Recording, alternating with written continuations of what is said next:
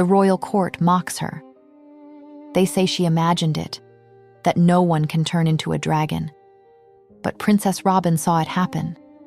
She watched her fiancé, the kingdom's greatest dragon slayer, transform into the very creature he was sworn to destroy. He saved her during the attack, and then became the monster himself. Now the court is laughing at her, calling her unstable. No one believes her, not even her father, the king. So Robin makes a dangerous choice. If they won't believe her, she'll prove it. She'll cross into dragon territory, find her fiancé, and uncover the truth about dragons once and for all. But nothing goes according to plan. Her little brother refuses to stay behind. Their guide is hiding secrets, and Robin is changing. She can't get warm. Not unless he touches her. And the closer she gets to the truth, the more everything she believed starts to fall apart. Because dragons aren't the monsters she was raised to fear. And the man guiding her through their land might be one of them. Prologue. Robin had never seen a live dragon. She'd seen parts of one, a massive skull mounted in the great hall, scales embedded in ceremonial armor. Her entire life had been spent training to fight the kingdom's most feared enemy. Yet nothing had prepared her for the reality of the creature now soaring toward the palace, its massive wings casting a shadow across the western courtyard. Time seemed to slow. The dragon's scales caught the light like shards of ice, pale blue against the afternoon sky. It was beautiful. The thought startled her. Beautiful was not how the royal tutors described dragons: monstrous, savage, demonic. But as it banked through the air with impossible grace, Robin couldn't help the flutter of wonder in her chest. "Robin!" Strong hands gripped her shoulders, spinning her around. Cyrus's face was inches from hers, his blue eyes wide with urgency. Her fiancé's golden hair was disheveled, his breath coming fast. "We can't stay here. We need to move. Now." His voice was tight, controlled in a way she'd never heard before. Behind them, the first screams erupted from the courtyard below. Guards shouted orders, metal scraped against scabbards. "I've never seen a dragon," Robin began, but Cyrus was already pulling her toward the door. "And I'd prefer to keep it that way," he said, his grip firm on her wrist. Around them, chaos bloomed. Servants ran in all directions. Royal guards formed defensive lines. Courtiers in silken finery scrambled for shelter. The palace shook with a tremendous roar, sending fine dust cascading from the ceiling. Robin stumbled, but Cyrus caught her elbow. "You don't think it's going to attack, do you?" she asked, steadying herself against a wall. "The guards are well trained for moments like these," Cyrus replied, squeezing her hand. "Do not be afraid." "How can I be when I'm with you?" Robin found herself smiling despite the situation. "My father's dragon slayer." A shadow passed over Cyrus's face, there and gone in an instant. Had she imagined it? They had met just 6 months ago, when Cyrus returned from the borderlands bearing dragon scales as proof of his victory. King Baldwin had been so impressed he'd granted the commoner-turned-hero his youngest daughter's hand in marriage. Their wedding was mere weeks away. "Where are we going?" Robin asked as they descended a spiral staircase she'd rarely used. "The catacombs," he replied. "There are hidden emergency exits that will take us out of the castle grounds." They reached a long hallway lined with portraits of her ancestors, stern-faced kings and queens who had built Aldervane's legacy. As they passed the entrance to the royal treasury, Robin pulled her hand free. "Wait!" She darted into the chamber before Cyrus could stop her. "Robin, we don't have time for this." His voice was sharp with frustration. The treasury was empty of guards, all called to defend against the dragon, no doubt. Robin hurried to a pedestal in the center where her father's crown rested on a velvet cushion. The sun crown, they called it, though it was as black as midnight, a circlet of obsidian crystal said to contain magic from the kingdom's earliest days. "Beautiful, isn't it?" she said as Cyrus appeared at her side. "Father says this crown is the kingdom's strength, not just a symbol of human victory against dragons. It supposedly has actual magical properties." She turned to find Cyrus staring at the crown with an odd expression. His face had gone pale, his jaw tight. "Has any mage worked out how to access the supposed magic?" he asked, his voice strained. Robin shook her head, carefully lifting the crown. "No. It's more legend than anything else at this point. Catching Cyrus's stunned gaze, she felt her cheeks warm. I can see why it would seem silly for me to come get it. But we're being attacked by dragons. Every bit of potential magic helps, right? Before he could answer, the entire palace seemed to heave. The floor bucked beneath them, throwing them both to the ground. The crown flew from Robin's hands, clattering across the marble floor. Cyrus rolled to his feet with inhuman speed, helping her up. Are you hurt? Just startled, Robin said, retrieving the crown. Was it her imagination, or did it feel warmer than before? Another tremor shook the walls.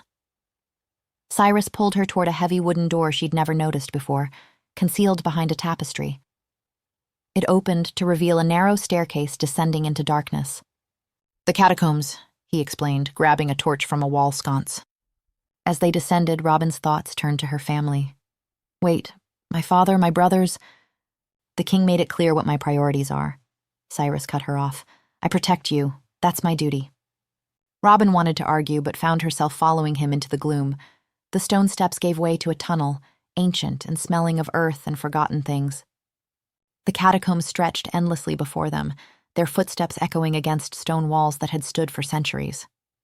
Robin's mind raced with images of what might be happening above.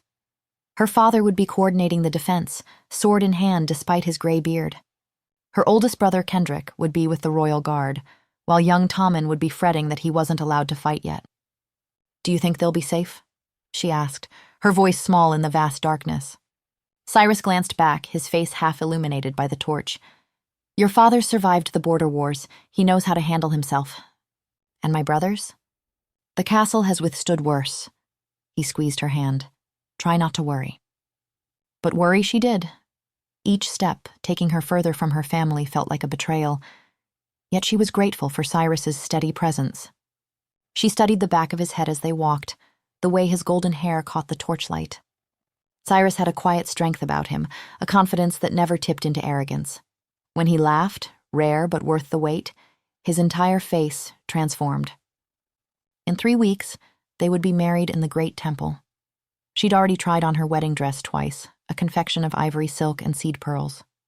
I can't believe this is happening, she said, her voice echoing slightly in the tunnel. The dragons haven't attacked human territories in decades. They haven't been seen near the capital for hundreds of years. How is this possible? Cyrus walked ahead, the torch casting his shadow long against the wall. No idea. Something might have angered them. Dragons are always angry.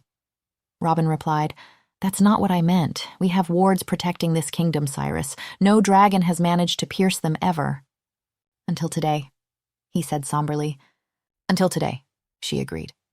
But the question remained, how? They walked through the catacombs in silence.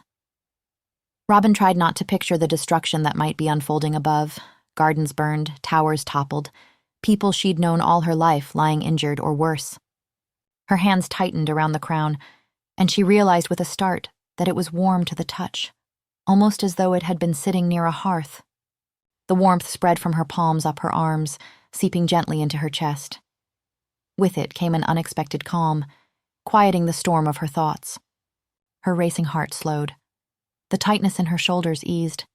This feeling, it wasn't just warmth, but a sense of presence, as though she wasn't alone, even if Cyrus walked 3 paces ahead. She found herself breathing more easily, drawing comfort from the sensation. It felt right somehow, like finding something she hadn't realized was missing. The weight of the crown in her hands became a tether, grounding her amid the chaos of the day. Do you think it's burned at all? She asked after what felt like hours, the warmth giving her the courage to voice her deepest fear. Doubtful, Cyrus said without turning. It was an ice dragon. Robin frowned. An ice dragon? How do you know? Its scales, for one? He replied. Its size, too. It was small. Small? It had seemed enormous to her. Light appeared ahead, an exit from the endless tunnel. Robin quickened her pace, eager to be above ground again, but Cyrus's curse made her pause. 2 horses lay dead near the exit, crushed beneath a fallen tree. No, Cyrus hissed, kneeling beside the animals. What were these horses doing here? Robin asked, suspicion blooming. There are always some waiting just in case. he said, but the explanation felt hollow. We can't waste any more time. We need to go on foot. Cyrus turned to her, then froze. What's happening? Robin followed his gaze to the crown in her hands. It was glowing now, a soft amber light pulsing from within. At its center, a jewel she'd never noticed before, always as dark as the rest of the crown, now shone with a brilliant, reddish gold light. The warmth had intensified, flowing through her like honey, sweet and comforting despite the strangeness of it all. It's not supposed to be doing that, Cyrus said, stepping closer. He reached for the crown. Give it to me, Robin. As his fingers approached, Robin recoiled. No! She clutched the crown to her chest, stepping back. Every instinct rebelled against surrendering the crown, as though doing so would tear away something that had become part of her. Robin, please, Cyrus said, his expression tense. It could be dangerous. The crown's heat increased, but it didn't burn. It fortified, like drinking mulled wine on a winter night. Why was she so reluctant to give this crown away? Voices echoed from the forest nearby, interrupting her thoughts. People were approaching. We have to go, Cyrus urged. Go? Why? Robin asked. A search party is coming our way. Or it could be bandits, her fiancé countered. The castle was just attacked, Robin. It's not safe. The voices drew closer. Cyrus's expression grew desperate. Please, come with me. He extended his hand. We need to leave. Now. Where to? She demanded. And what for? We're out of immediate danger. I'd like to figure out how to best help my people. I want to help my people, too, Cyrus interrupted, his blue eyes locked with hers, pleading. Do you trust me? He asked. Robin frowned, opened her mouth, hesitated. The ground shook as another dragon passed overhead, different from the first, darker in color. Cyrus glanced up, then back at Robin with naked fear in his eyes. I'm sorry, he whispered. I never meant for it to go this far. Before she could ask what he meant, Cyrus doubled over as if in pain. Robin reached for him, then stopped mid-motion as his body began to change. It started with his eyes. Those blue eyes she'd gazed into countless times, planned a future with, the pupils narrowed to vertical slits, the irises darkening to midnight. His face contorted in what looked like agony, bones shifting audibly beneath his skin. Cyrus! Robin's voice was barely a whisper. What's happening? He couldn't answer, his jaw elongated, teeth sharpening to gleaming points. His skin rippled and hardened, human flesh giving way to scales, and his hands, those gentle hands that had held hers through palace gardens, twisted and stretched into massive claws.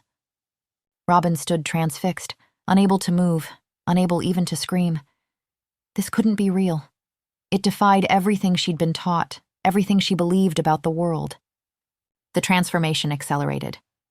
Cyrus, if he could still be called that, grew to 3 times his human size, his form elongating, a tail whipping out behind him. Great wings unfurled from his back, stretching wide enough to blot out the sky. Where her fiancé had stood moments before, a massive dragon now crouched, its scales the color of a midnight sea. For one breathless moment, their eyes met. In those draconic eyes, Robin saw something hauntingly familiar, a flicker of the man she thought she knew. But dragons were monsters from the wild edges of the map. They weren't men who recited poetry and kissed her beneath the wisteria arbor. So when the creature reached toward her with one clawed foreleg, a gesture almost like pleading, the spell broke.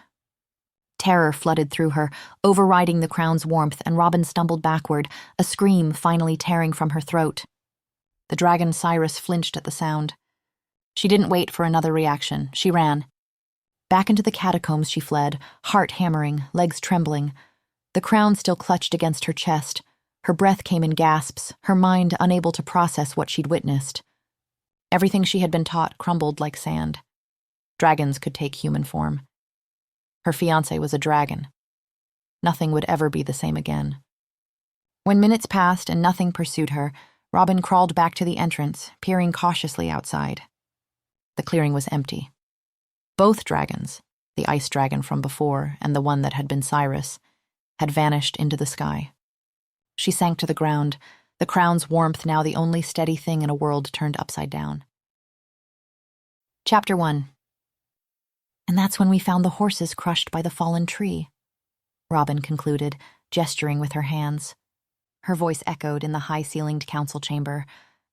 If they hadn't been there, we might have— Yes, interrupted Lord Darien, drumming his fingers impatiently against the polished oak table. We understand the sequence of events, Princess.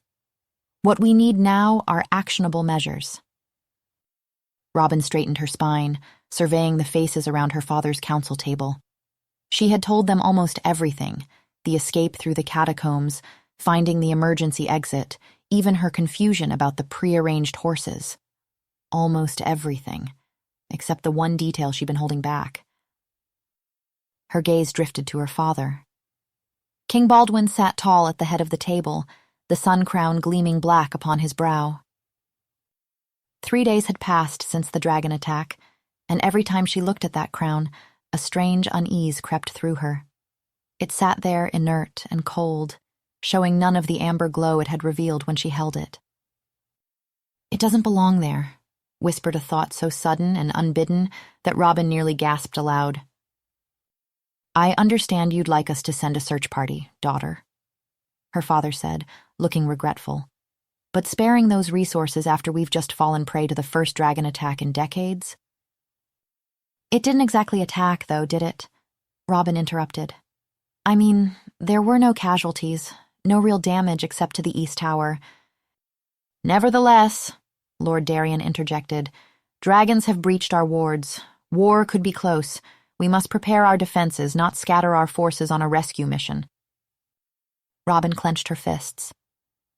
All the more reason to go look for our best dragon slayer. She met her father's eyes imploringly. When he merely winced, she turned to her brother, Prince Kendrick, who stood at their father's right hand. Kendrick's expression was tight with frustration. At 25, 7 years her senior, he had always been the practical one, the soldier, the heir who saw every problem as a military equation. What? Robin demanded when she caught his look. He sighed. Look, Robin, there's very little chance Cyrus is still alive. Robin froze. What? You said the dragon arrived, you fled back inside the catacombs, and when you came out, Cyrus was gone, Kendrick said, his tone gentler now, but still matter of fact. If the dragon took him, he must be long dead by now. Son, King Baldwin cautioned. Kendrick shook his head. I'm sorry, but we've wasted enough time speaking about this when everybody knows Cyrus isn't coming back. And while that is terrible news, he turned to Robin, genuine sympathy in his eyes. And I am so sorry, Robin. We have a crisis to manage. Robin's gaze darted again to the crown on her father's head. Its dark surface seemed to absorb the light rather than reflect it.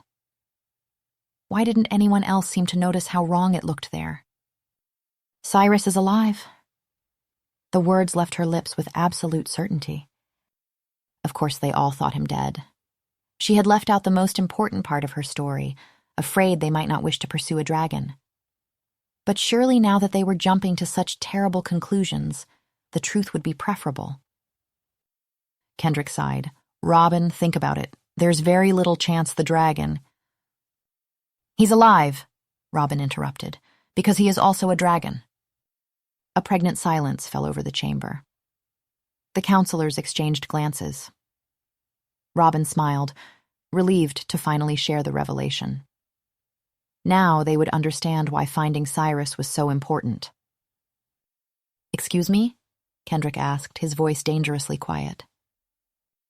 Robin took a deep breath. Cyrus. He is a dragon. That's how he disappeared. He transformed into one. I watched it with my own eyes. The silence deepened. Robin's smile faltered at the incredulous looks being exchanged. I understand your shock, she continued quickly. Believe me, I couldn't believe it either, but it explains so much. Why the dragons breached our wards now. Why Cyrus knew so much about them. What it means, I don't know. Was he a dragon in disguise all along? Or is he both human and dragon somehow? She paused, remembering his final words. I'm sorry. I never meant for it to go this far. I don't think we're in danger, she said more softly. He asked me to trust him. Maybe this is our chance. What if we could actually speak with dragons? Figure out what they want? Make peace? She looked directly at her father. I'd like to go after Cyrus not just to retrieve an ally, but because I truly believe this is our best chance at preparing ourselves for what's to come. By speaking with one of them who knows us, who... She stopped just short of saying who was to be my husband. There was a pause. Robin waited, hope fluttering in her chest. Her father's eyes had widened, and for a moment she thought she had finally gotten through to him. Then Lord Darien snorted. A chuckle escaped Lady Mira. Within seconds, the entire council chamber had erupted in laughter. Robin stared in bewilderment. "Oh, that's rich," wheezed Lord Halford, slapping the table. "Dragons taking human form. What will she come up with next?" "A creative embellishment, Princess," Lady Mira said, wiping her eyes. "Perhaps you should turn your talents to writing epic poetry." Robin felt her face growing hot. "I'm not joking," she protested. "It's true. I saw it happen." "Dragons are beasts," Kendrick said firmly. "Powerful, dangerous beasts, but beasts nonetheless. They don't reason, they don't transform, and they certainly don't infiltrate royal courts." "But You saw a man flee in one direction, while a dragon appeared from another," her father said gently. "In the chaos and fear of the moment, your mind connected them." "No!" Robin's voice rose. "I know what I saw. He changed right in front of me." "She's becoming hysterical," Lord Darien muttered. "Why won't any of you listen to me?" Robin continued, her frustration mounting. Her gaze caught on the crown again, its dark surface seeming to mock her. She jabbed a finger toward it. "And that crown, it glowed when I held it. It was warm and amber light shone from within it. Why is no one talking about that?" Her father's hand moved protectively to the crown. "Robin, enough." "No. Take it off. Let me show you." She moved toward him, the strange possessiveness she'd felt in the catacombs returning tenfold. "Look at her," Kendrick said to their father, gesturing to Robin's flushed face and trembling hands. "She's exhausted, traumatized. She's just lost the man she was to marry. Of course she's created a story where he's still alive somewhere, and now fixating on the crown." The king hesitated, studying Robin with concern. For a moment she saw doubt in his eyes. "Father," she pleaded, "please, just let me hold it again. You'll see." King Baldwin sighed heavily. "Robin, my dear, I think you should retire to your chambers and rest. This council has serious matters to discuss regarding our kingdom's defense." "But, Master Fenrin?" the king called, and the court physician stepped forward from the shadows. "Would you please escort the princess to her quarters? Perhaps a sleeping draft?" "I don't need a sleeping draft," Robin cried, backing away. "I need someone to believe me." Master Fenrin took her arm gently but firmly. "Come, Your Highness. You've suffered a terrible shock. Your mind is simply trying to protect itself from the pain."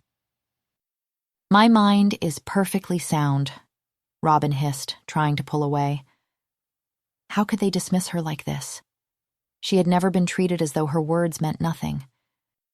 "Dragon men," someone muttered, followed by barely concealed laughter.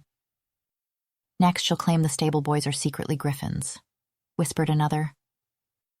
Humiliation washed over Robin in a scalding wave. She stopped struggling and allowed Master Fenrin to lead her toward the door, her eyes fixed on the floor. She had always been the dutiful daughter, the clever princess whose observations were praised. She'd never imagined they would simply not believe her. Chapter 2. 2 days had passed since the council meeting, and Robin had barely left her chambers. 2 days of whispers that stopped when she entered rooms, of servants who couldn't quite meet her eyes, of her father's concerned glances at mealtimes. 2 days of wondering if perhaps she truly had lost her mind. The castle had developed a new routine around her, speaking in hushed tones when she was near, offering sympathetic smiles that felt more like pity.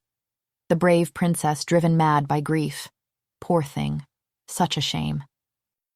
Robin tossed another log onto the fire, sending sparks dancing up the chimney. Despite the already blazing heat, a persistent chill had settled deep in her bones that no amount of flames seemed to chase away. She had taken to keeping her chambers almost uncomfortably warm, yet still found herself shivering at odd moments. She huddled closer to the hearth, stretching her hands toward the flames.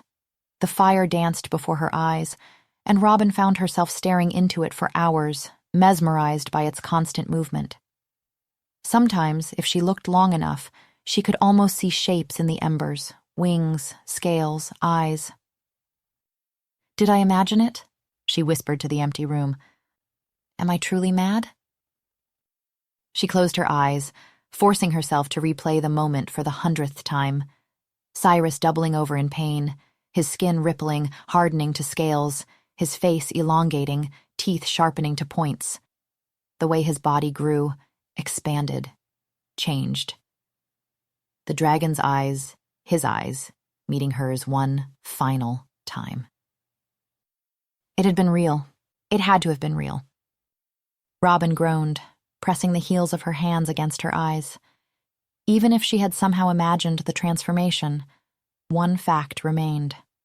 Cyrus was gone. Her Cyrus. The man she was meant to spend her life with. He was missing, and no one was looking for him.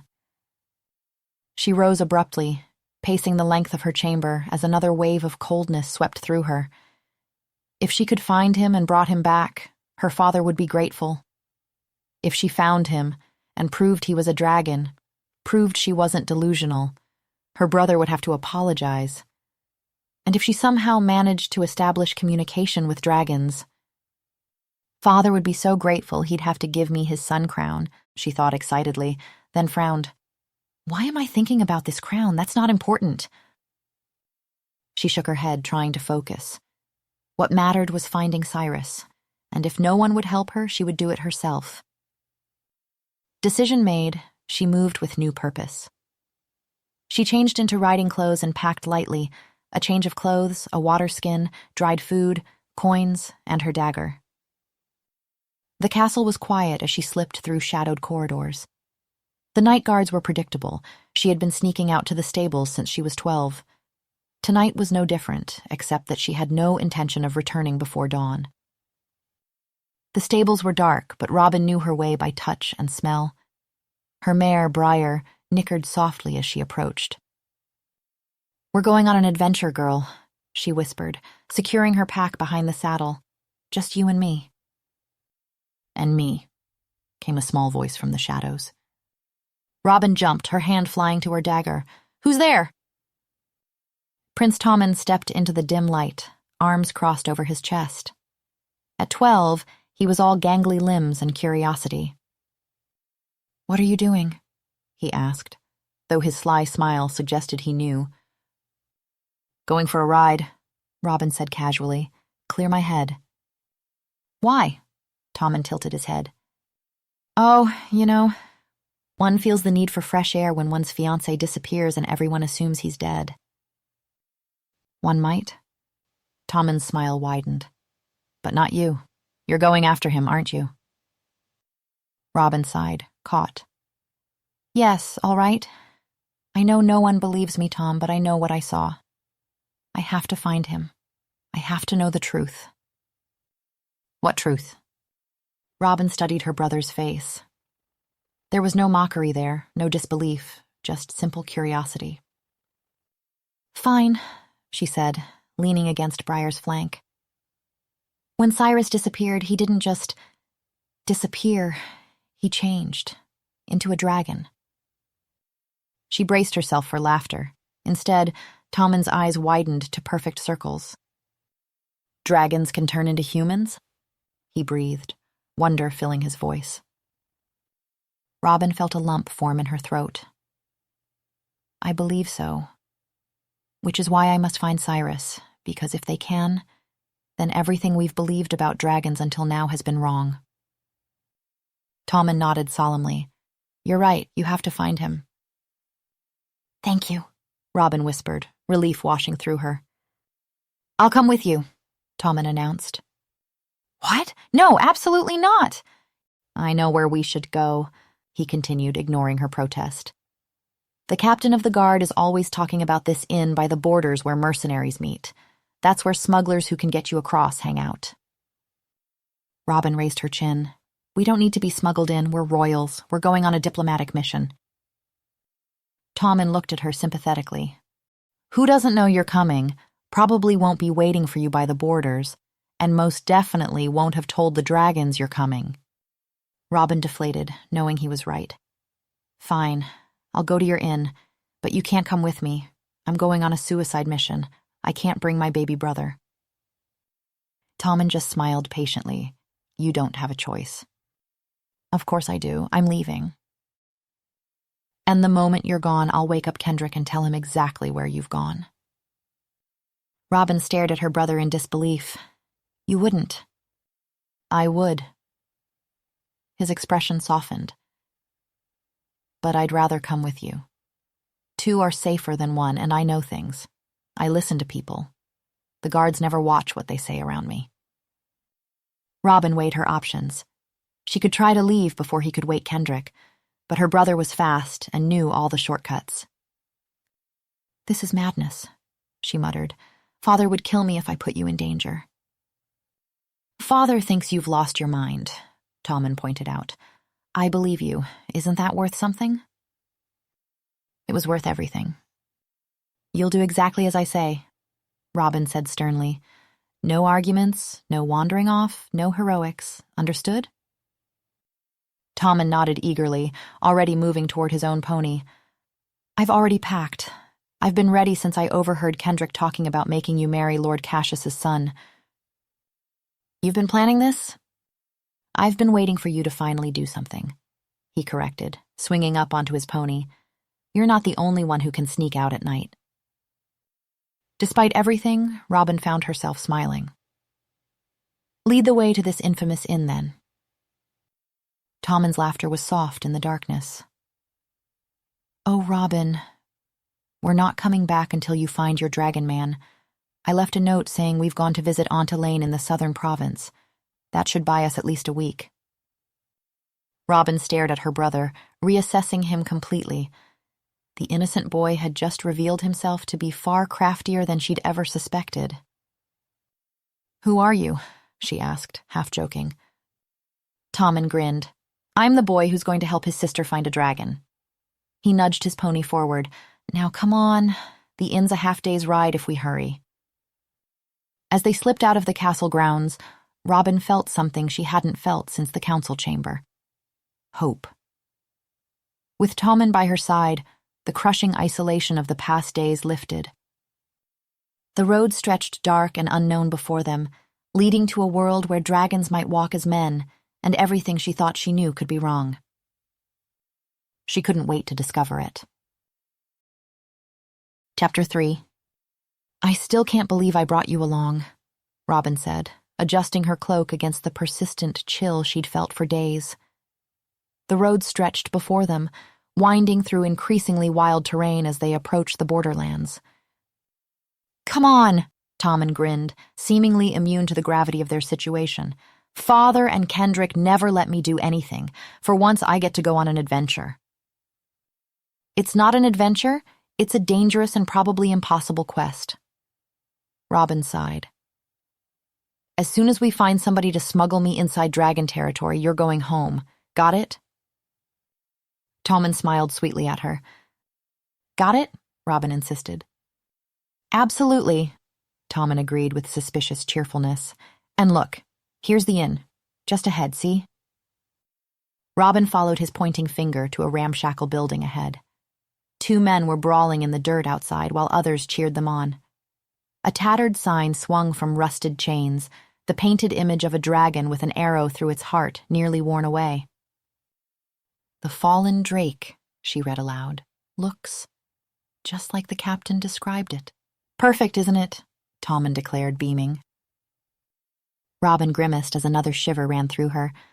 Well, let's go in. It's chilly out here. It's not so bad, Tommen said, looking puzzled. It's nearly summer. Let's go, Robin said firmly, giving him a look that silenced further comment. They tethered their horses and pushed through the battered door. The stench hit Robin first, unwashed bodies, spilled ale, and something acrid she couldn't identify. The room fell into a watchful silence as heads turned toward the newcomers. These were mercenaries, smugglers, and worse. People who lived on the edges of society, who knew the secret paths between kingdoms. Exactly the sort of people they needed. What now? Robin whispered to her brother. Tommen squared his small shoulders. Just follow my lead. Before she could stop him, he marched confidently to the bar where a large man with a scar bisecting his left eye was wiping tankards. Good kind sir, Tommen began, his voice carrying in the now quiet room. Would you be so kind as to point us toward someone who might take us across the dragon borders? Robin closed her eyes briefly. Really? Straight up asking? Well, the barman interrupted. There's plenty of people who could take you. Now whether they'd want to, that's another story. We can pay? Robin said, stepping forward. Sure, the barman nodded. But paying don't keep you alive. People usually team up with someone that has the skills to survive out there. It's brutal beyond the borders. His eyes raked over them. And you two, well, I ain't too sure what skills you two have, but it's not looking very promising. For the next hour, Robin and Tommen approached table after table, offering increasing sums of gold. Some laughed outright. Others began negotiating only to back out when they learned the destination. Eventually, they found themselves back at the bar, Robin's frustration mounting. Told you, the barman said. No one's going to want to risk their lives by dragging dead weight into a danger zone. Robin leaned forward, lowering her voice. Look, I hate to do this, but this is for the sake of the kingdom. She glanced around. We're royals, and this mission could change the course of history. Yeah, look, honey, the barman interrupted. No one's going to care. You'd need someone who's both money-obsessed and has absolutely no sense of self-preservation whatsoever. Just then, the door swung open. A tall figure in a hooded cloak entered, silencing the room momentarily before conversation resumed. As the newcomer approached the bar and pushed back his hood, Robin's words died in her throat. He was striking, not handsome in the courtly way she was accustomed to, but compelling in a way that made it difficult to look away. His hair was dark, almost black, with a streak of deep auburn that caught the light like burnished copper. His face was all angles, sharp cheekbones, strong jaw, straight nose, and his eyes were the strangest color she'd ever seen, a warm amber that seemed almost to glow in the dim tavern light. Actually, the barman said, brightening, you could ask Xander here. He fits the bill pretty well. The man, Xander, glanced their way at the sound of his name, and for a moment, Robin could have sworn time slowed. Then he began walking toward the bar, toward her, with a determined stride, and Robin straightened, smoothing her travel-worn clothes. She found herself wondering what his voice would sound like. The usual, Gareth, Xander said, walking right past Robin as if she were invisible. His voice was low and rough, as though he didn't use it often. Just one? The barman asked, retrieving a bottle from beneath the counter while Robin stood there, jaw slightly slack. Xander snorted. I'll be back. He dropped coins on the bar, took the bottle, and turned to leave. You should probably ask him now, while he's sober enough to understand you, the barman, Gareth, suggested, nodding toward Xander's retreating back. Well, worth a try, Tommen said, sliding off his stool and hurrying after the man. Excuse me, kind sir. Robin closed her eyes in mortification. This had been a terrible idea. Xander paused at the door, looking down at Tommen with a raised eyebrow. If he was surprised to see a 12-year-old in a mercenary bar, he showed no sign of it.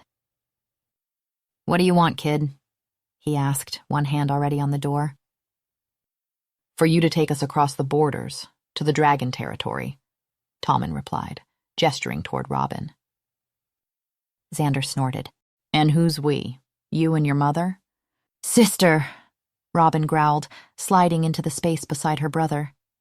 Xander's eyes finally shifted to her, a proper assessment that made her feel like she was being weighed and found wanting. You two want to go into dragon territory? He asked, incredulous. It is of the utmost importance that we do, Robin declared, meeting his gaze steadily. Xander's lips quirked. Right. Of the utmost importance. Which is why you brought the prepubescent adolescent with you, is it? Because it's so vital. Robin bristled. He is the prince of this kingdom. You will address him with respect. Xander sighed, uncorking his bottle. He gave Tommen an exaggerated bow. My apologies, Your Highness. Thank you, Robin said primly. He fixed her with a withering look. Still not helping you.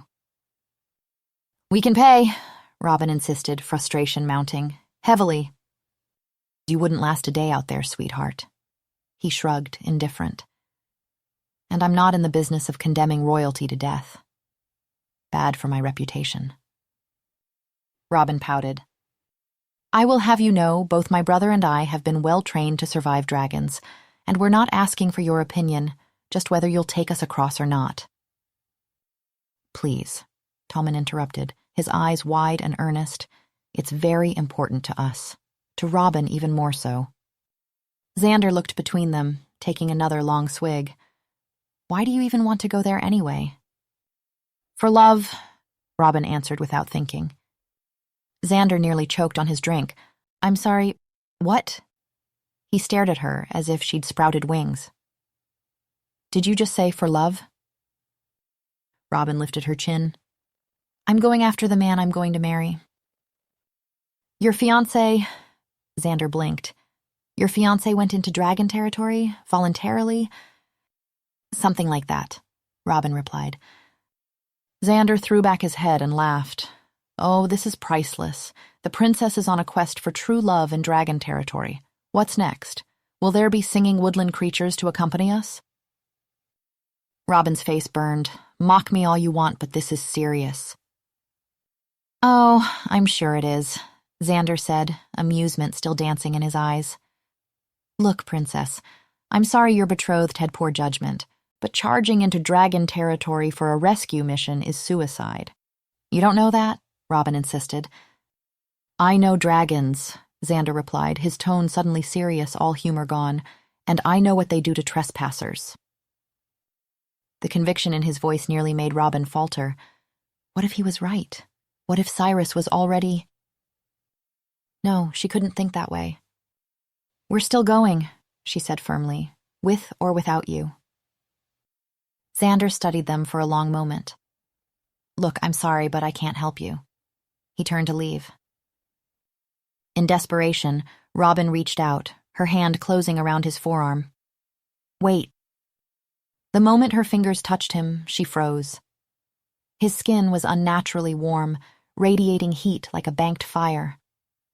The warmth seemed to flow from him into her, chasing away the persistent chill that had plagued her for days. Xander pulled away sharply, frowning. I can't help you. Sorry for your fiancé, lady, but it's not.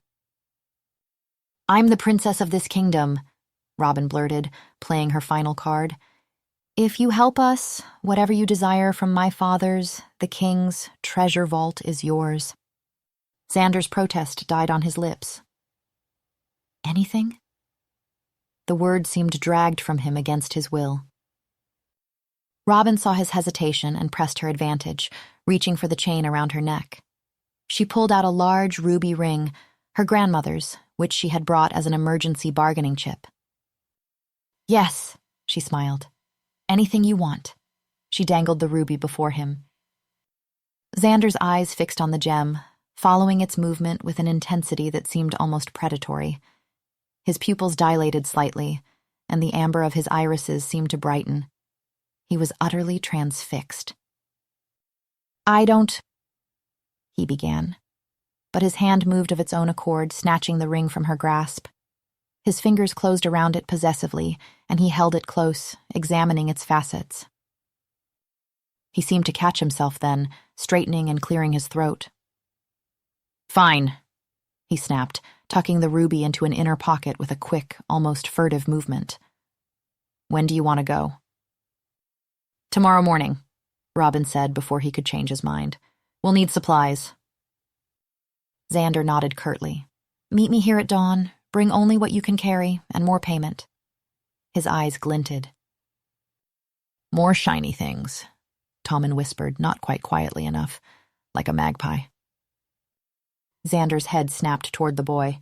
"What was that?" he asked, pretending he hadn't heard. "Nothing," Robin interjected. "We'll be here at dawn." Xander narrowed his eyes, then shrugged.